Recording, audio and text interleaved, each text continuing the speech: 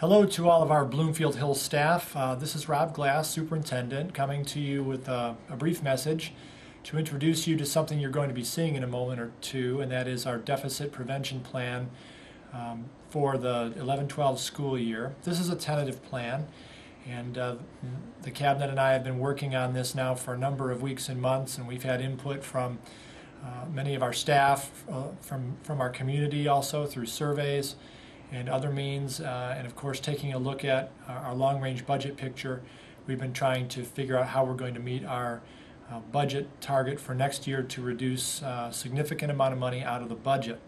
As you know, in public education, right now we have something called a structural deficit, which is something that simply means that every year it seems like, because of the model of our cost of doing business, we have to continually cut money out of the budget every year. And if we don't take aggressive action to cut the budget every year, we end up, the root causes that are driving that deficit stay in the budget for a long period of time and make the budget worse very quickly. So it's important that every year we take measures to reduce our deficit.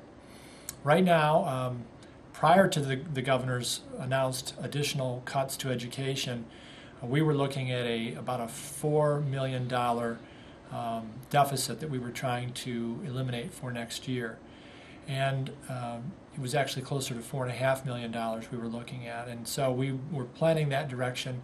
And then the governor's actions now have driven that estimate up to over $6 million in cuts that we need to make in 1 year on an $80 million budget. That's a very high percentage. So we've been figuring out the best way to go about doing that. What you're going to see are my recommended actions on that deficit prevention plan for next year that I'm going to be bringing to the school board Thursday night, and we will see what the board's reaction to those cuts will be. As you will see in a moment, we're only recommending about $2.2 million in actual cuts for next year. The rest of the gap, the budget deficit, that gap, has to be made up through using fund reserves, savings account if you will, and we're doing that to try to sort of split the difference or soften the blow a little bit. What we're seeing, of course, is that for every dollar we use out of our fund reserves, our savings account, to sort of soften or cushion the blow, that is money that the following year we're probably going to have to go in and cut out of that structural system that I described to you. So we're able to meet our budget deficit for this year through some pretty painful measures, but the following year we're going to really have to look at how we fundamentally do business differently if we're going to be able to cut these kind of dollars out of the budget. It's not going to be easy. This is a big ship, excuse me, a big ship, and it doesn't turn on a dime. We're very cognizant of trying to minimize the impact to our instructional programs, minimize the impact to students in the classroom. I know we say that every year, and every district across the state of Michigan says that. I think we've done a good job of doing that this year. But nonetheless, you're going to see some things you probably don't like. You're probably going to see some things that are unpleasant. I just want to emphasize that this is not fun for any of us. It's very unpleasant.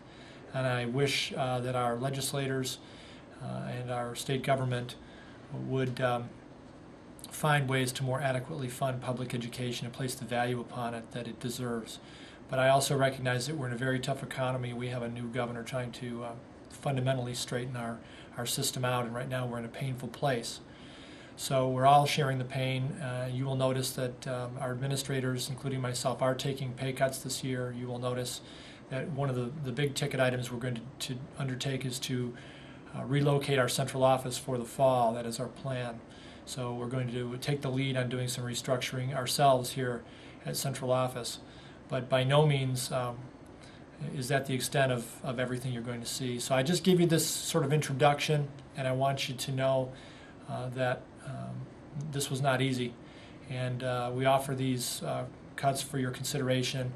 We have tried to notify every person individually affected, before this notice, and I hope we were able to accomplish that as we had planned. If you have any questions or concerns about what you see in this budget, I urge you to talk directly with your supervisor. Let them know your thoughts and concerns, and we'll continue to listen.